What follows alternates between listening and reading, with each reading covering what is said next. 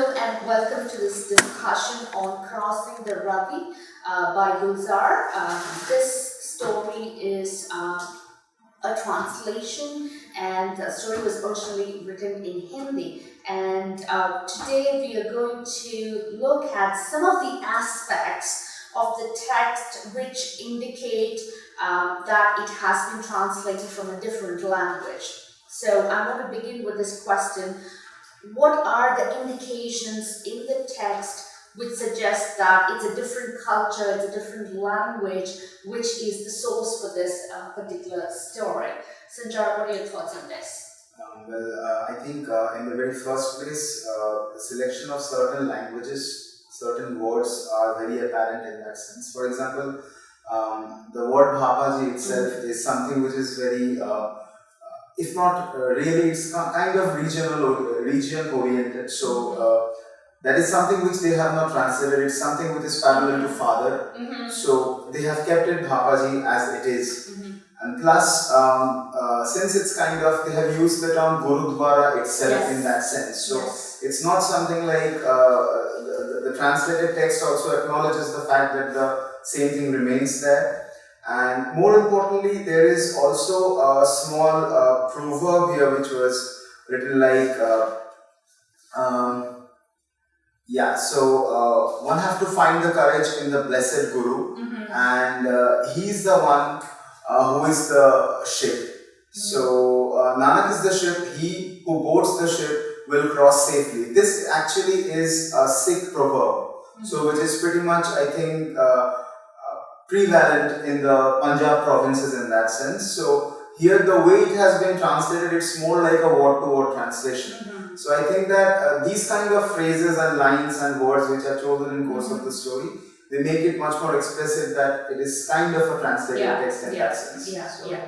Very good. So let's just go back over Sanjar's comments, and I want to begin not just with Gurudwara, but in fact go a bit further back and start with the name Darshan Singh. Right? It's a wonder that Darshan Singh did not go mad. Right? The name itself, the surname Singh, kind of gives us a sense that this is a name which comes from a particular culture, the Punjabi culture, and Sikhism is the predominant religion in that culture. And as you pointed out, Gurudwara, their particular temple devoted to this particular religion, also indicates that this is from a culturally specific region. This story is from a culturally specific region. And there are further evidences suggest on page 255 in my collection, cries of Job, Bole So Nihal, and that's the beginning of a kind of a saying which ends with Satyaka, right? So it means, if you evoke the words, you will be blessed, something like that. So I think I have a kind of a transliteration, whoever utters shall be happy, shall be fulfilled. So that's the idea behind that saying, which is frequently evoked by the people of Punjab who kind of have faith in this particular religion, Sikhism, to somehow help them tide over periods of distress and similar situations, circumstances. So all these kind of very closely bring us to that particular cultural state of affairs, and there are others, as Sanjar pointed out, the blessed Guru refers to Guru Nanak, the very first, Guru of this particular religion, and there's a quotation, Sanjar pointed out, that has become almost like a proverb, but it's the source is from the Guru Granth, the holy scripture of Sikhs, and they quote from that to kind of strengthen their desire to do something. So if they want to lead, they kind of quote this idea that Nanak is the ship, he who boards the ship will cross safely. So they want to cross over to this new nation of India from a land which has suddenly become foreign to them because of this divide. And so they kind of draw sustenance from the scripture. And this once again tells us that they're going back to their roots. They're going back to their culture, they're going back to their religion, right? They're going deep down to their roots to kind of help them tide over this difficult political divide. And that tells us, okay, this is not something which is familiar to all of us, but is the experience of a particular community. Right, so all these facets give us this kind of suggestion. So, Mridula, what are your perspectives in relation to the idea of translation, in relation to the idea of cultural specificity? And at the same time, if you want, you can also discuss how there are common elements which make us all Indians, even though there are culturally specific, experiences.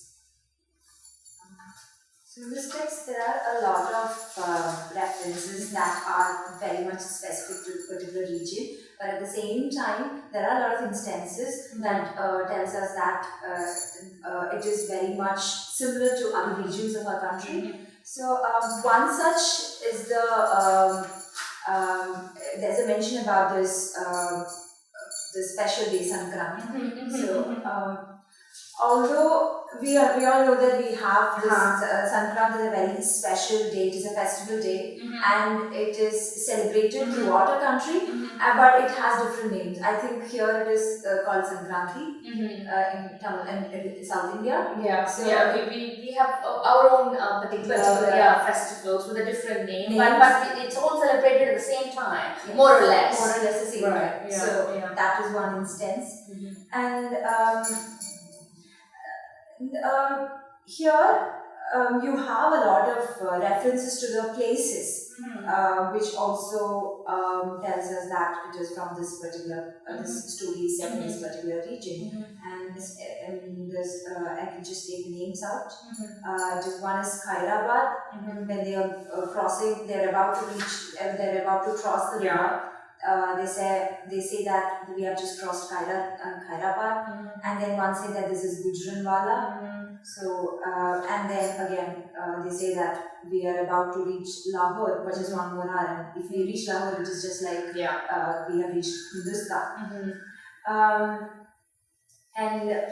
And one thing that is very much explicit in this text that tells us that this is something related to Punjabi household is one, as you pointed out, the name Darshan Singh. The other one is that towards the end of the story, there's this person who asks Darshan Singh to throw the dead baby into the river, and he addresses him as Sardarji. Yes. So that is one instance. And even earlier too, we have a reference to that word Sardarji, page 256 in my collection. He says, "Leave now, Sardarji. One by one we shall go across the border. We will bring your mother in." Right? The priest intervenes. Right? When Darshan Singh is trying to convince the mother to leave with him and his family, he says, you go first, we will bring your mother with us. So the word Sardarji is evoked once more. Yeah, you're right. So there are very specific references to kind of anchor the story in that particular culture of Punjab and Sikhism. So that's there. And what about other words in the text which indicate that there is a confluence of this culture along with another culture? The Hindu culture as well is there, isn't it? Certain words in the text suggest that we can see these two religions living cheek by jowl. Right? There's no hostility between these two, and then those kind of indications are also there. Sanjay, would you like to comment on that? Any references which tell you that this is Hindi language too? This is not Punjabi.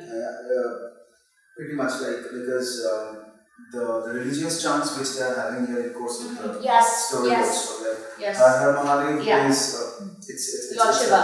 It's a fundamental chant for all the Hindu people throughout the country. It's not about a particular region. Yeah. Then even I think that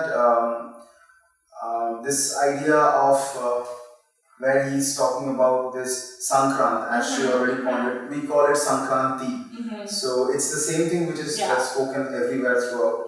It's celebrated by the Hindus as well. It's not particular to exactly. Punjabi. It's not something which is specific. So I think that in that sense, this entire story has a lot of parallels with the Hindu culture. It's in the type of the worshipping which they are doing. There A are lot of parallels. parallels. Praying in a temple. Sure. Gurdwara is a temple-based structure, congregating at a particular place for security. The men and the women, this community kitchen, right? So, which is also similar to all the temple prasadams that you receive when you go for your prayers, right? So, the symbolic offering of food, whereas we have a full-fledged community kitchen here, right? So, which is also part of Gurdwara. So, we do see parallels, between the two religions. So, and at the same time, Sankranti is really important because it kind of shows you how the different parts of India is partaking in a common festival. It's celebrated in Tamil Nadu, it's celebrated in Andhra, Telangana, Odisha,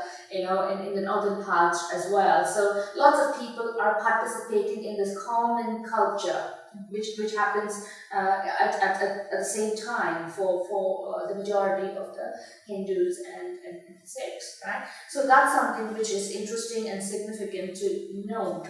What are the other aspects in the text which also indicate that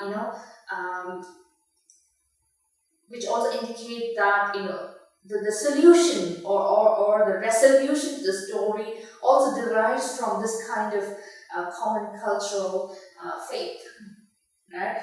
If I want to kind of respond to that question, I would think back to that whisper, right? That whisper into Darshan Singh's ear, right? Sardarji, throw the dead baby into the Ravi. That will be the end of its journey. What good will it do to take it across the border? And I want to compare that comment with the earlier comment made by the priest who says, leave now, Sardarji. One by one we shall go across the border. We will bring your mother in with us. We will bring your mother with us.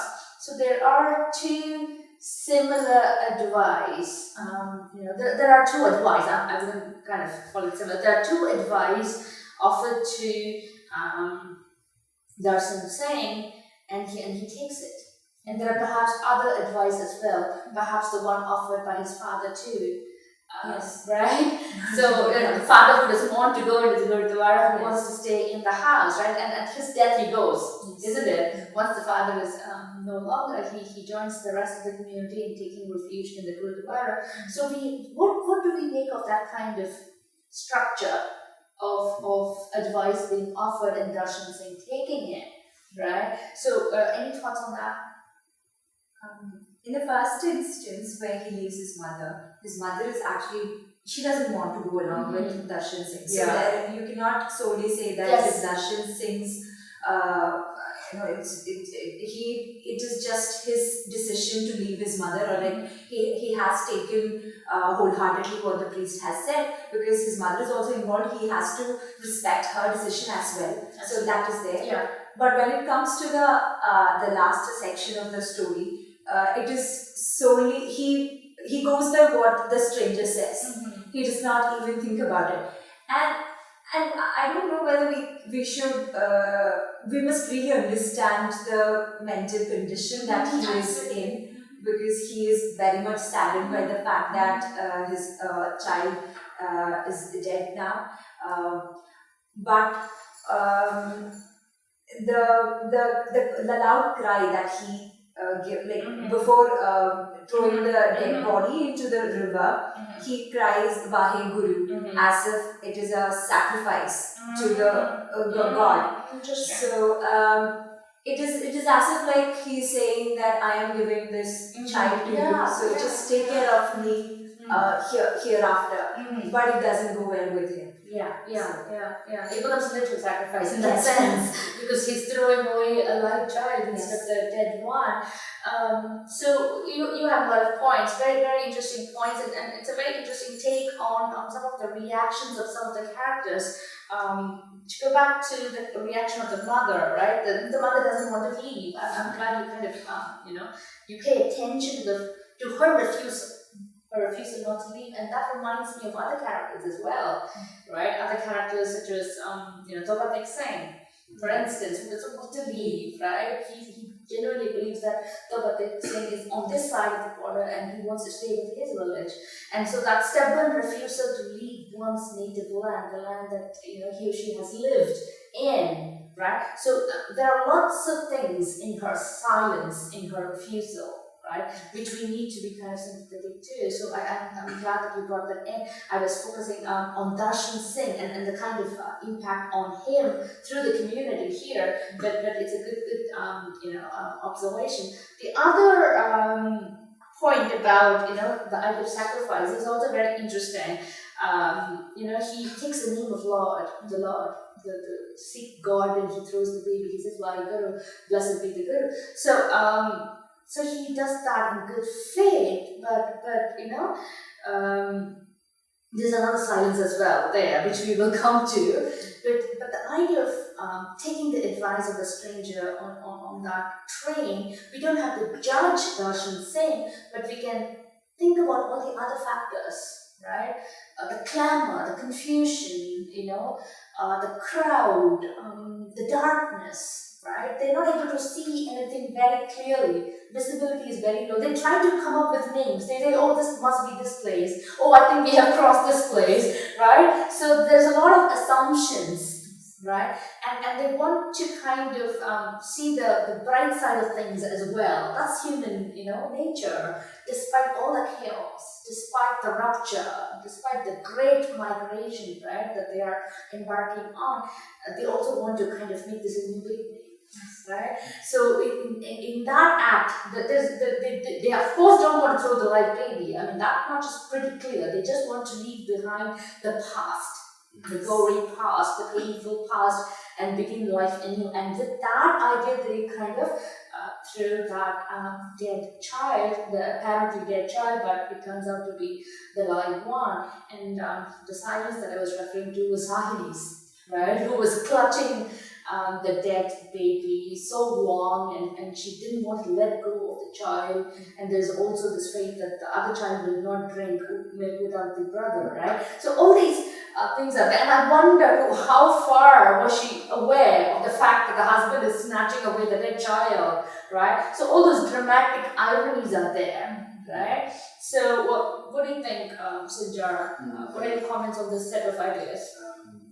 It's like this particular part where the character of Sahani is, there's a lot of metaphor. There are a lot of metaphors which are at play. So the very act of partition, where they are allowed, that they are basically forced to leave the country and go into Hindustan, and the way that how the body politics is playing, like how the dead child is taken, or even ironically how the living child is taken away. Yes. That has, if we look at it in a further manner, we can connect it to the greater understanding that how a country itself gets disconnected.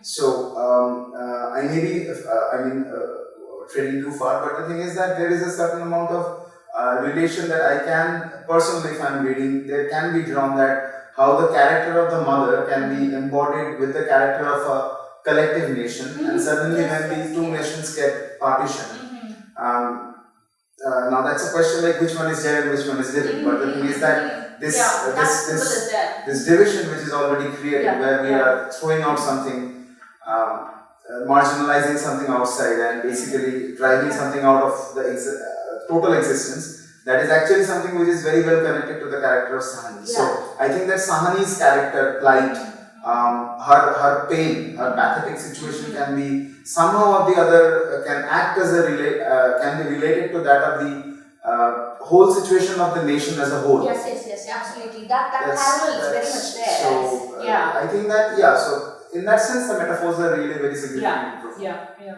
So she stands for that. I mean, Sahini stands for that weak, exhausted mother figure that we associated with this particular land, which is going through such a trauma during that period, right? So she symbolizes that. And when there is one child, when there are twins, two children, two nations are in the making. Two children have been given birth. Two nations are in the process of being birthed.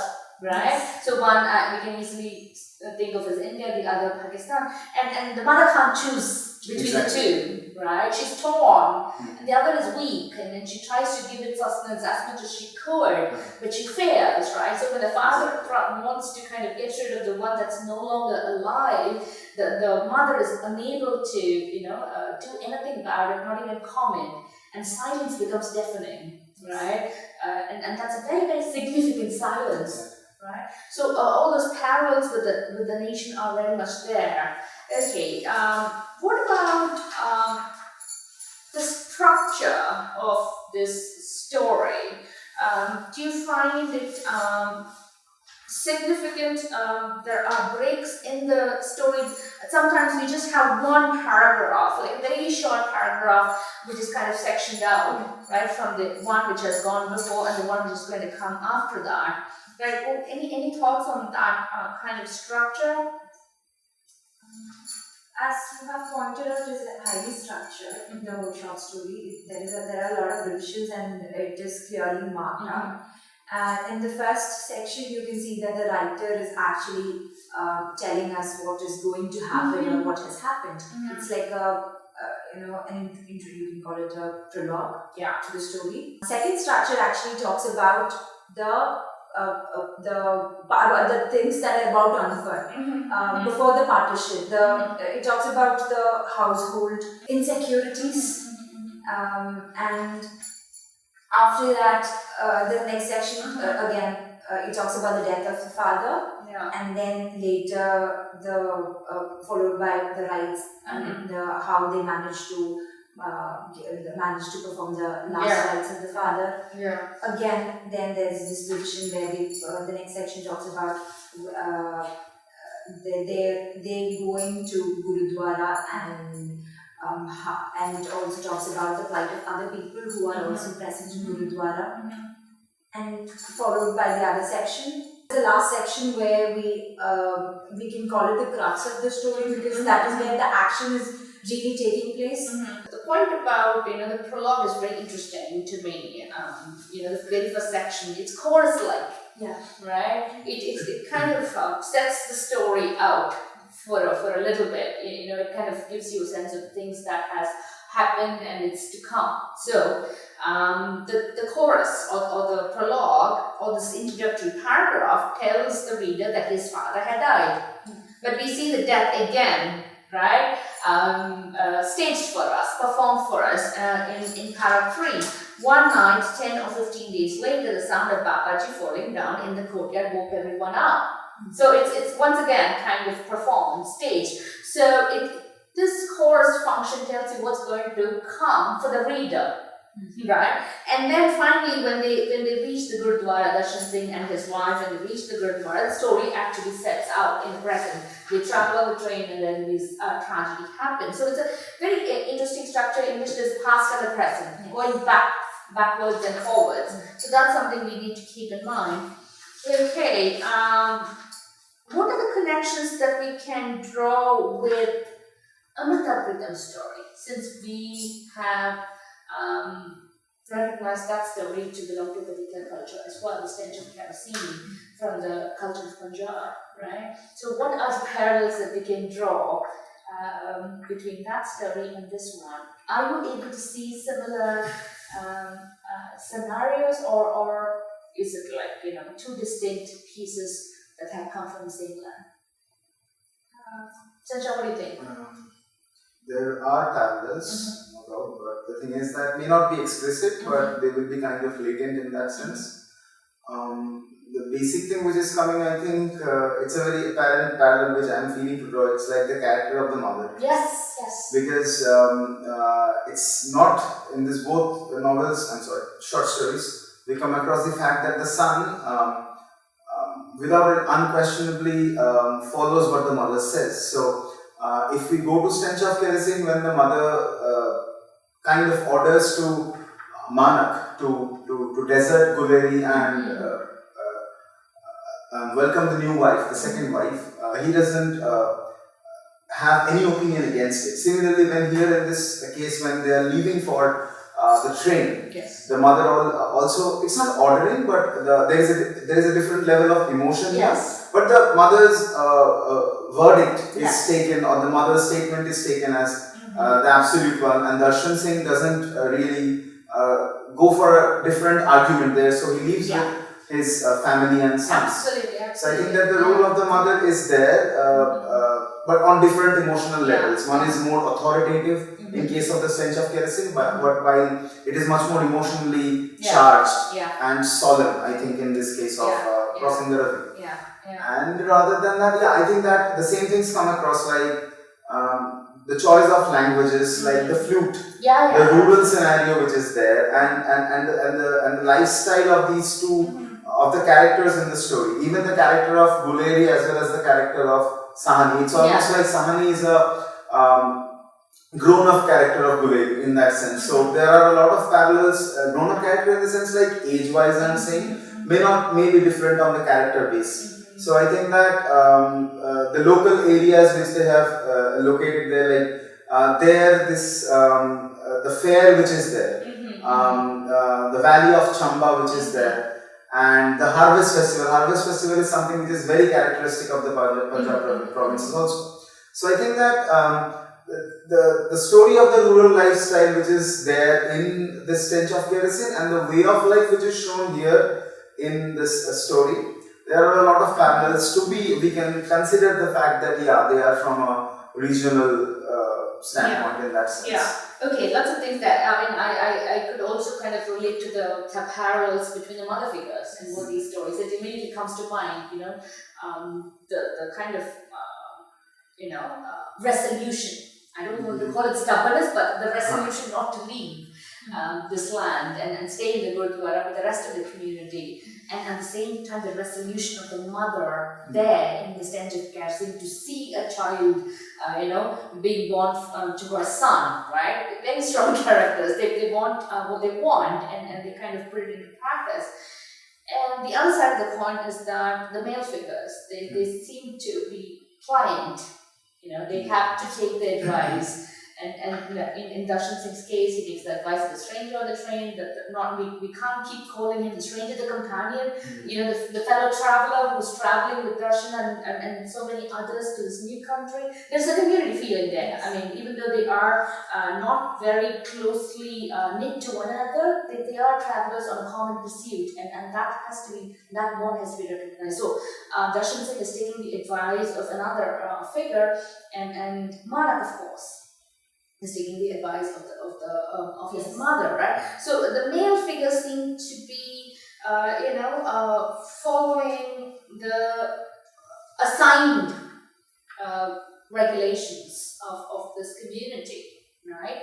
And you can see how Darshan Singh argues with his father, but doesn't kind of break the advice or doesn't kind of step outside the boundaries that has been set by the father. So the mother figures, yes, stench of kerosene, and this one, strong ones, very caring towards the son, but at the same time, following their principles. The younger females, Sahini and Guleri, are pretty interesting.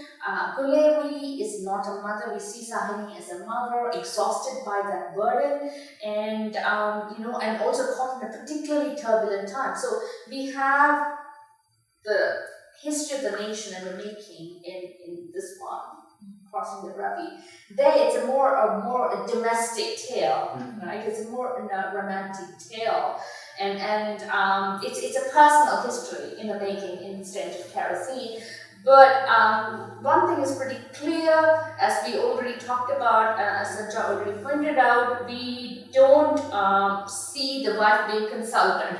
Right? Sahini is not consulted. When the baby is snatched and thrown into the river, the husband doesn't stop and ask, should we kind of do this as a kind of a gesture, a sacrificial gesture, a gesture to appease the god? He doesn't kind of have that chat, So that is pretty interesting. And I'm always reminded of Guleri's questions in the stench of kerosene, when she keeps asking Manak, what is bothering you? Why don't you tell me? And he's stonily silent.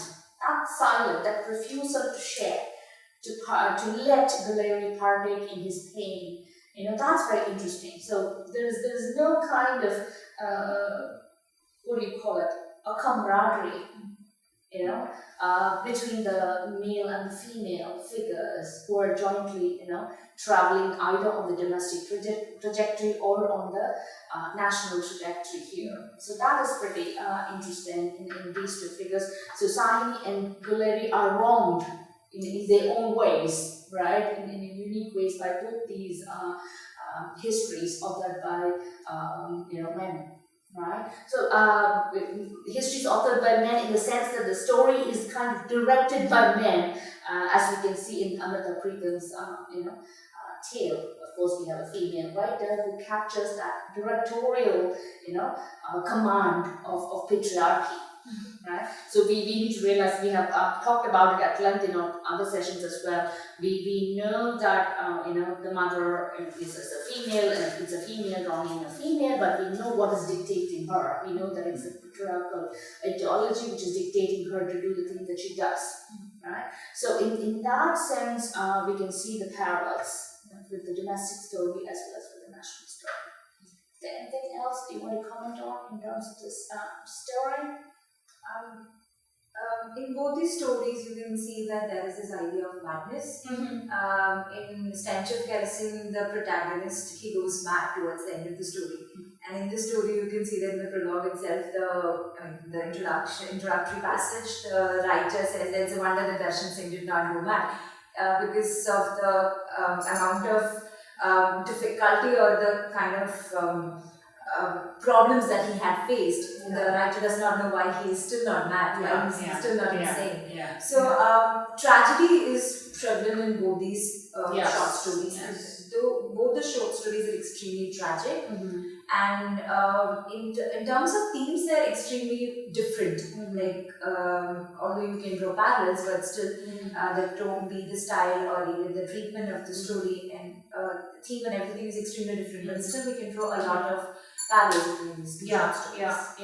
Madness is interesting. Yes, I'm struck by the fact that you bring up Malik's reactions at the end of the story when he's not able to enjoy his new son, right? So his weird reaction, his bizarre reaction can be taken as madness. The fact that he can sense the stench of kerosene emanating from that child, from that young innocent child, tells you that he has gone mad, and maybe it has been coming, that madness. So here, this narrator is wondering why Darshan Singh did not go mad. His father has died. The mother is not willing to leave the Gurdwara. His wife has given birth to 2 babies at a time, and he cannot enjoy them because it's a period of great shift, systemic shift. But I'm more interested in that line. Fate had dealt him a strange deal, taken away with one hand what she had given with the other. So this has a nice resonance with the ending of The Stench of Kerosene. The child that the family had wanted so long is there for him. Fate had given him that, but has taken away his happiness, his romance, his sense of peace with the world has gone. It has been snatched away. So there is a kind of a structural parallel with Amrita Preetham's story as well. Yes. All right. Thank you for your thoughts, Sanchar and Mridula. We'll catch up with you in the next session. Thank you.